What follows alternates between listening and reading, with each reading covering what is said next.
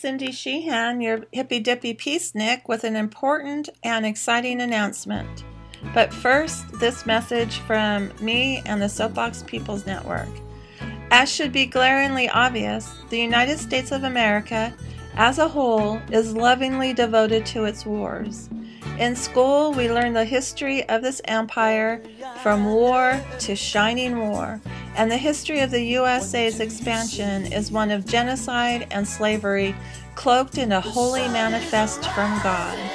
To wit, war reenactments are very popular with a certain subset of our culture, a culture that not only worships war, but wants to be part, at least pretend to be part, of the glorious wars whose evil karma have combined to get us to this point.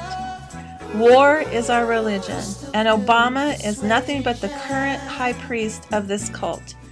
The same people who opposed war during the Bush regime support war during the Obama regime, and those that supported war during the Bush regime think Obama needs to ritually bathe in even more blood.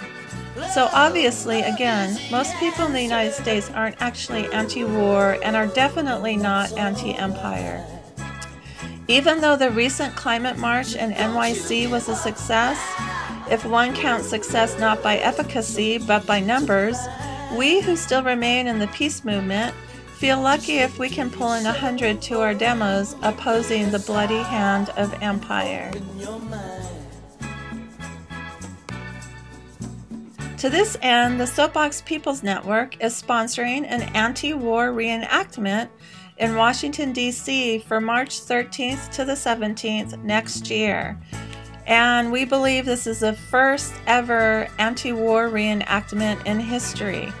The sneaky thing is, though, we will perform exciting reenactments of anti-Vietnam War protests and teach-ins and sit-ins, etc., and we hope we get thousands and everyone dresses up in their best 60s and 70s gear.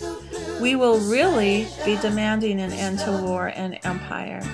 Bottom line, if you are a supporter of Obama's foreign policy, leaving aside his disastrous domestic issues for a second, you are a supporter of Murder, Inc. and empire.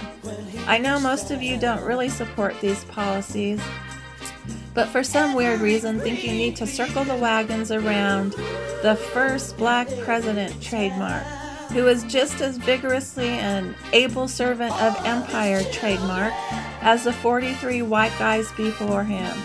Quote, humanitarian intervention trademark, end quote, is not only an oxymoron, but a big propagandistic myth to get you to support murder and mayhem from a D for Democrat.